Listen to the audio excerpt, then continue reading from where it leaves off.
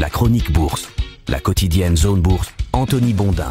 Salut tout le monde, bienvenue dans ce point de marché Zone Bourse. Nous sommes le mardi 30 juillet 2024 et il s'appelle ce matin Microsoft pour sauver l'IA, L'Oréal pour sauver la conso. Entre la canicule et les Jeux Olympiques, on en oublierait presque que cette semaine charnière entre juillet et août déborde de résultats d'entreprise. On en a une nouvelle illustration ce matin avec un nombre déraisonnable d'annonces dans un contexte un petit peu attentiste. Pourquoi ? Eh bien parce que la Fed doit rendre demain soir une décision sur ses taux. Du côté de l'Europe, le PIB de la zone euro et l'inflation allemande sont aussi au programme du jour. Éviter les heures chaudes, c'est la première chose que j'ai lue ce matin au réveil sur le panneau de la portion d'autoroute qui permet à mon automobile de me transporter encore endormi de mon lit jusqu'à mon siège de bureau chez Zone Bourse. Il y a sûrement un nom pour ce genre de phrase dont on comprend le sens mais qui ne veut pas dire grand-chose en elle-même. Donc je pose la question, comment éviter les heures chaudes? En les déprogrammant par exemple, ou en leur jetant de l'eau dessus pour les transformer en heures froides, ou même en niant leur existence. En tout cas, l'opérateur autoroutier à qui je paye ma dîme quotidienne, coucou Eiffage, vous laisse sans doute dire, ne soyez pas stupides, évitez de faire du fractionné en short à 14h en plein cagnard sans votre Bob Ricard réglementaire alors qu'il y a une alerte canicule. C'eût été bien sûr plus éloquent, mais ça ne rentrait pas sur le panneau. Le bon sens se perd tellement actuellement qu'on est sans cesse en train de nous le rappeler. C'est un peu comme éviter de boire de l'eau de Javel pour vous soigner d'un virus, éviter de vous baigner dans la Seine ou éviter d'investir dans les couteaux qui tombent en bourse. Parce que certains couteaux tombent assez drés dans le pentu, comme on dit ici à la montagne. Pour ceux qui maîtrisent mal les subtilités du patois savoyard, ça veut dire tout droit dans la pente. Les couteaux qui tombent, ce sont les valeurs qui n'arrêtent pas de baisser et dont on a l'impression qu'elles constituent des bonnes affaires, mais elles continuent à baisser après qu'on les ait achetées. C'est le cas par exemple pour Heineken qui a perdu 10% hier, ou encore pour Reckitt qui a perdu 9% en Europe. C'est un signal négatif pour les amateurs de bière et de préservatifs et plus généralement pour le secteur de la consommation qui a l'air de devenir le nouveau maillon faible de la planète finance. J'en profite pour un flashback sur la séance de la veille. Les places boursières occidentales sont parties un petit peu dans tous les sens. Elles ont été bornées à la baisse par le CAC 40 français qui a perdu presque 1% et à la hausse par le Belvin belge qui a gagné 0,7%. Les déboires parisiens ont justement été alimentés par le secteur de la consommation. Depuis quelques jours, de nombreux papiers et rapports d'analystes s'alarment en effet que les gens ne dépensent plus suffisamment de sous.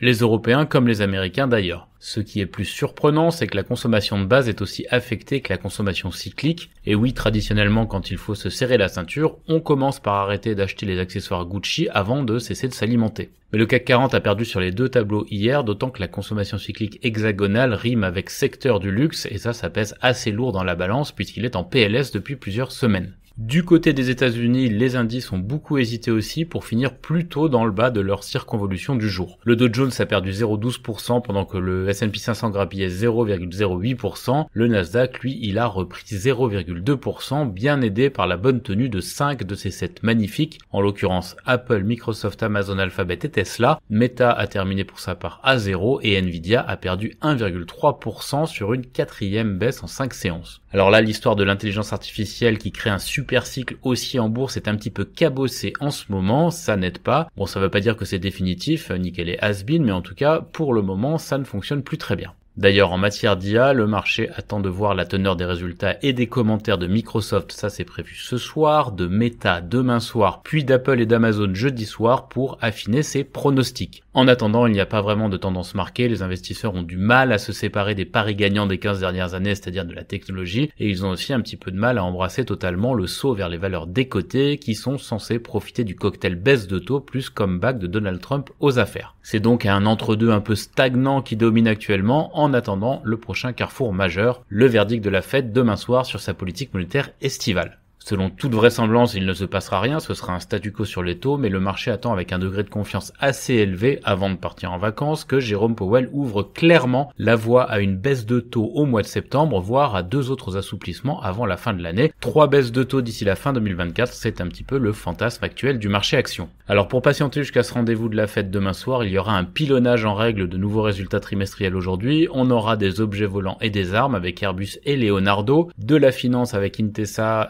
Stanchart et PayPal, de la picole avec Diageo et David et Campari, des médocs avec Pfizer et Merck, du mazout avec BP et Philips 66, de la conso avec L'Oréal, Mondelez ou Procter & Gamble et bien sûr de la tech avec Microsoft et AMD ce soir après la clôture. Dans le reste de l'actu, 2 stats importantes en Europe. On aura donc la première lecture du PIB européen à 11h et l'estimation de l'inflation allemande de juillet à 14h. La France a annoncé ce matin un PIB du second trimestre en hausse de 0,3%. Il est légèrement meilleur que prévu. Du côté des États-Unis, la confiance du consommateur sera scrutée via l'indice du Conference Board qui sera annoncé à 16h cet après-midi. On fait aussi un crochet par le volet politique. La première ministre italienne Giorgia Meloni s'est proposée comme négociatrice de meilleures relations commerciales entre la Chine et l'UE. L'opposition vénézuélienne conteste la victoire électorale de Nicolás Maduro et aux États-Unis, la recherche d'un colistier pour Kamala Harris se concentrerait désormais sur 3 candidats principaux. J'ajoute que du côté de la Chine, le Politburo a estimé qu'il faut renforcer les ajustements contracycliques avec une politique fiscale proactive et une politique monétaire prudente car la demande est insuffisante et la mise en œuvre du plan de développement est contrariée. Alors là, je suis désolé, je ne fais que citer ce que je viens de lire dans mes alertes, je les ai ajoutés au dernier moment ce matin sans savoir si c'est positif ou si c'est négatif.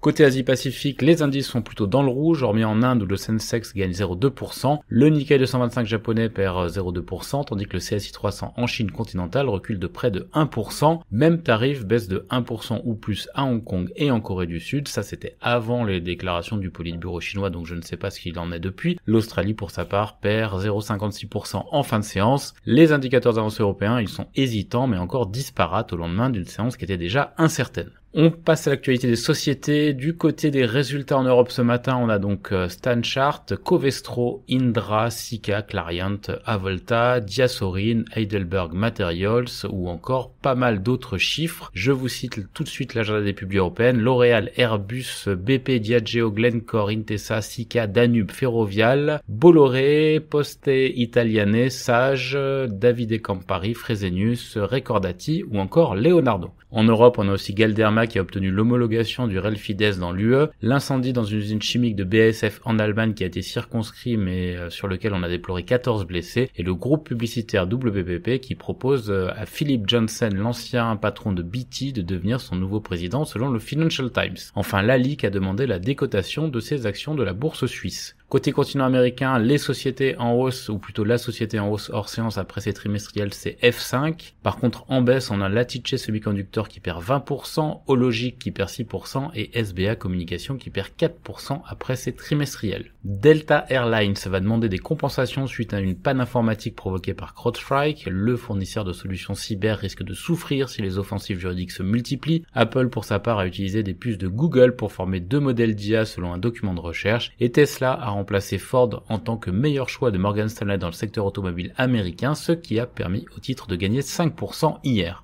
Par ailleurs, Renaissance rachète First Bank Shares, dernier regroupement en date de banque régionale aux États-Unis. Sur l'agenda des publis américaines, je vais un petit peu me répéter, mais on a Microsoft, Procter, Merck, AMD, Pfizer, S&P, Stryker, Arista, American Tower, Mondelez, Starbucks, Illinois Toolworks, Canadian Pacific Kansas City Limited, Ecolab, PayPal, Philips 66 ou encore Electronic Arts. Ailleurs dans le monde, BHP et Lundin Mining rachètent Philo pour 3,25 milliards de dollars. La production mondiale de Toyota dérape en juin, entraînée par le Japon et la Chine, et les actions de Fortescue tombent à leur plus bas niveau depuis 21 mois à la suite de la cession d'un bloc de titres de 1,24 milliard de dollars. Sur l'agenda des publications en Asie-Pacifique, on a Oriental Land, Overseas Chinese Banking Corporation, NEC, TDK, Prada, Sumitomo Mitsui, The Kansai Electric Power, Tata Consumer Products et Shimano. Voilà, c'est terminé pour ce point de marché très dense aujourd'hui. Je vous souhaite une très bonne journée à toutes et à tous.